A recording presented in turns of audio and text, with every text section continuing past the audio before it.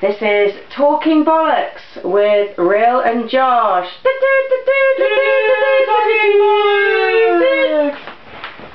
I'm Rill, this is Josh. Hello. Hello. Last time on Talking Bollocks with Rill and Josh, Josh interviewed me about being English and blowjobs and stuff. It's a bit random. Yeah, that was just, it wasn't planned. Just went there. Yes, blowjobs are never planned. Not sure about Well, it. I don't know. I plan them. But they never happen. Stop it. Alright.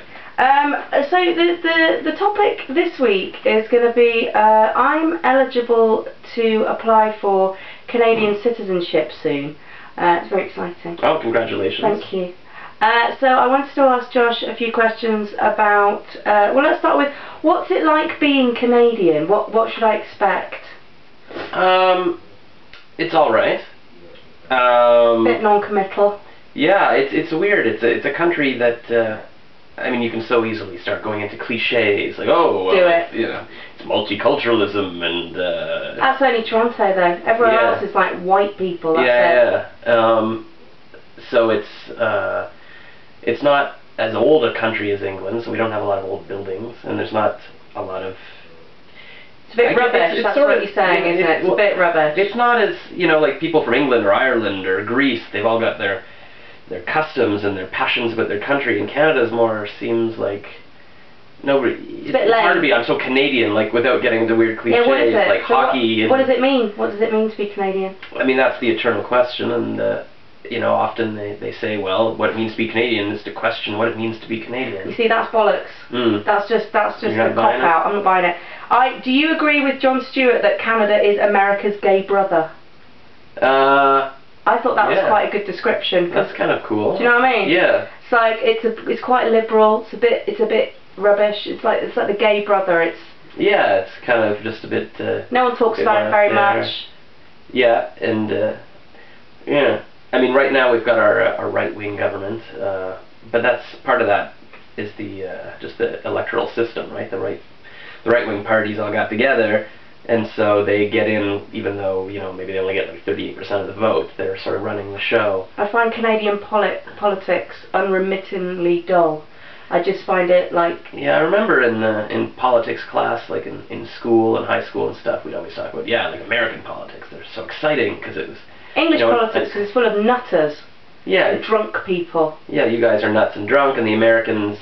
fucking around. Yeah, their whole political history is based on, you know, war and taking over and kicking the Brits out, you know, you drunk nuts. Canada was sort of just... There's not as much violence. It's more a lot of talking and compromise, which is nice. It just doesn't make, you know, as interesting television. That's true. Is there any other nationality you'd rather be if you had a choice? Oh, man. I'll spring that on you. Well, I mean, Australian would be good because girls... Spiders, it's lots of animals that kill you, but I just want the accent.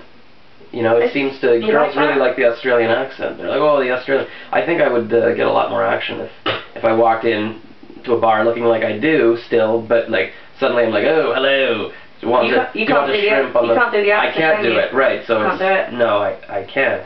But that's why I wish. You flaming porn. There's other. I guess. I mean, any country with a good soccer team, I guess, would be fun to be. Cause then you football. Yeah, sorry, football. Right. You could drive around and wave your flag and be very proud for. Canada's crap at football. Yeah, I mean, that's not our thing. Hockey, we do well at, apparently. We call that ice hockey in England. Ice hockey, you have to specify. Is there a different kind of hockey there? Well, you know, one you play on grass, we just call hockey. Oh, okay. So it's not like hockey. It's not like male model. It's like, why are you saying male? Obviously, you're a model. Why are you just putting on the adjective just for fun? Right. I was thinking about that today. I was talking to a woman. My daughter taught me a new word. Moobs. Man boobs. Man boobs. Revolting. Why does she know about such things? They talk about that stuff in grade 8. Really? Yeah, apparently.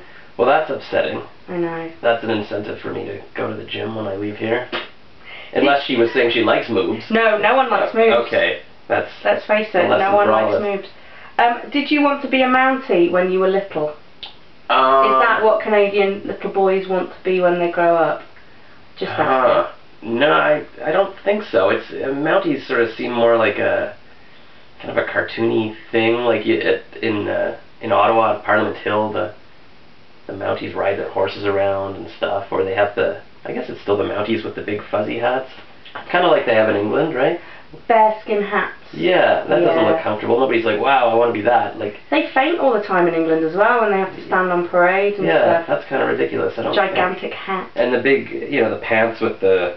Jodhpurs. Yeah, is that the things that stick out? I think so. None of those are making me want to, like, wow. It's not hot. No, not a hot look. The show Due South with, what's his face, Paul Gross? Yeah, we're playing the Mountie. Yeah, I guess he kind of made being a Mountie sort of sexy, but it's very Canadian. He's too polite for my liking. Yeah, and I think that was the show, right? He's the polite guy with the follows the rules, and then there was the the radical rule breaker from Chicago. I guess was his buddy. So I never saw the show. That was a bit boring. Yeah. So Mountie's boring. Have you ever seen a bear? A bear in real life in Canada? Oh my goodness. I can't think. I probably have, maybe at a cottage. No, or something, I don't think but you no, have. I guess no. I saw a movie about bears recently. That doesn't count. No. But that's the thing about Canada. There's like Canada. Like if you're out in the wilderness, if we had a cottage, that would have been great. But I grew up in Toronto and then Ottawa. There's not a lot of bears walking around. Unfortunately, I love bears. The movie about bears was very touching. Bears are very smart, loving creatures. But again, anybody could watch a movie about bears. That's true. It's not like strictly Canadian, is it? No, I mean, apparently, I guess you're always reading about joggers that are jogging and then get killed by a bear in the mountains. That's exciting. Yeah, I mean, that would be a fun thing to do. Get killed. Well, not, or be killed by a bear. I guess none of that is fun. I think that would be That's all very sad. Probably somebody watching this is offended now. I don't care. Right, see, because it's our show. So, I shouldn't get too excited then about being Canadian. Because they all come out on St. Clair and they've got the little Canadian flags and I feel all like happy when I see them. I think you should. Like, I think it's an example. It's almost like it's like a modern country. It's like the best of what humanity has come up with, where we can all sort of live in harmony and we have health care and that's why, otherwise I'd move to the States, but I don't want to have to pay for doctors and stuff. That's the only thing, is I think, if we do move to the States, still probably keep somewhere in Canada, so if you get a bit poorly, you can go home and get treated. Exactly. My friend who lives in LA, she has to come back to, I guess, maintain her Canadian citizenship. I don't know.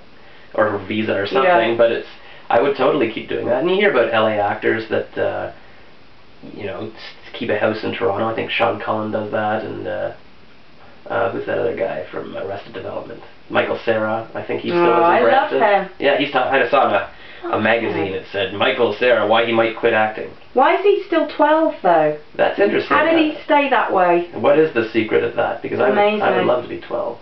My husband told me that when I go for the citizenship, I have to sing Land of the Silver Birch, Home of the Beaver. Is that true? I don't want to contradict your husband. Is he pulling my leg? I've never heard it. Well, the thing is... Do you know that song? No. We have to sing it. Do you want me to sing it for you? Please. Land of the silver birch, home of the beaver, where still the mighty moose wanders at will.